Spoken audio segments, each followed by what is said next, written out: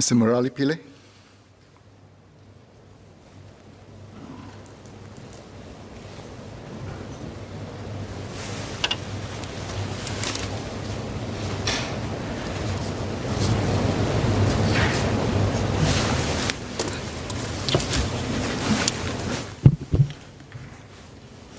Mr. Speaker, sir, I support the bill.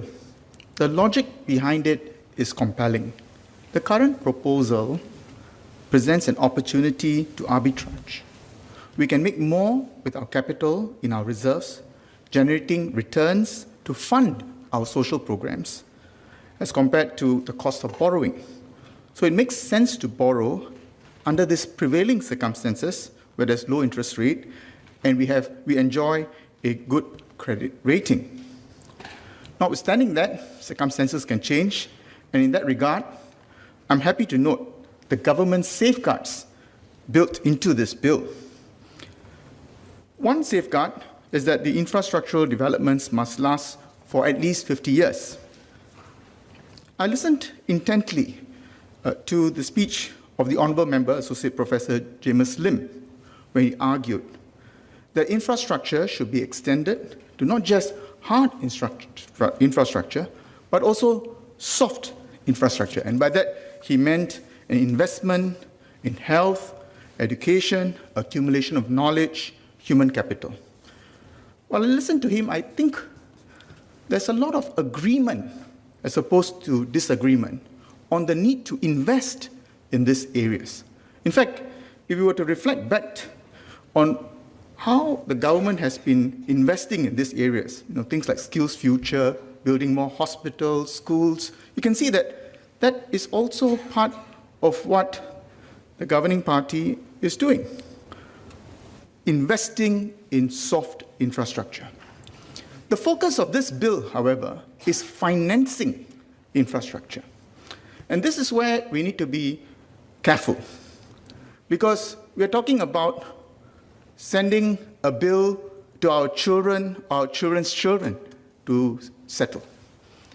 And I thought what the Honourable Member Professor Hoon said was quite compelling, because he cautioned that the situation can change.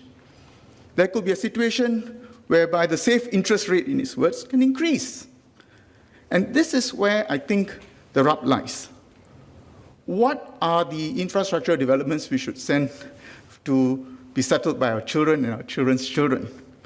And here I would respectfully submit that it is safer and more prudent for us to invest in soft infrastructure as much as we can and settle the bill ourselves. But when it comes to infrastructural developments which last for generations, to achieve, in the words of Professor Hoon, intergenerational distributive justice, then it makes sense to consider the format that we have in the Singa bill.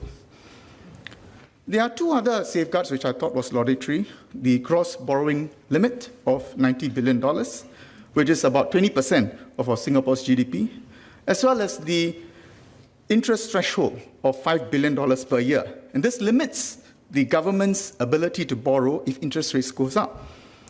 I have 2 points to make. First, on the nature and the structure of the bonds, and second, on the realities of implementation. First, on the nature and structure of the bonds. In this regard, I have 2 points to make. First, the interplay between the constitutional safeguards, and the Honourable DPM mentioned the Reserves Protection Framework, and Singa. As mentioned by the Honourable DPM, Article 144 is engaged, Article 144 of the Constitution is engaged, and he highlighted that the in-principle approval of the President has been obtained for the passing of this bill. And it was specifically mentioned that Her Excellency agreed to a borrowing limit of $90 billion. Now, my question relates to the workings of the procedure. Say, for example, the bill is passed, and the government intends to issue bonds. Would the government come back to Parliament for a resolution to be passed? And would it still be subject to the discretionary approval of the President? And I respectfully seek a clarification from DPM on this matter. The second point I wish to make is in relation to our commitment to green bonds. The Honorable DPM Heng mentioned in February 2021 that Singapore will issue green bonds on select public infrastructure projects with up to $19 billion of public sector green projects already identified. Today, he mentioned that one of the objectives of Singa is to build a safe, green, livable infrastructure environment. To further encourage sustainability efforts, would the government be minded to stipulate at least a minimum percentage of Singa bonds that will be green? This will have a salutary effect of ensuring that a high percentage of infrastructural projects being undertaken in Singapore with sustainable measures in place. Now on to my second point about the realities of implementation. What about projects that may, for one reason or another, be aborted? For instance, when there's a change in government. We can't predict the future, but we have seen examples all over the world. One government may come in and say it wishes to build a wall. Another government may say no. Closer to home, one government may say build a high-speed railway system. Another government may decide not to do it.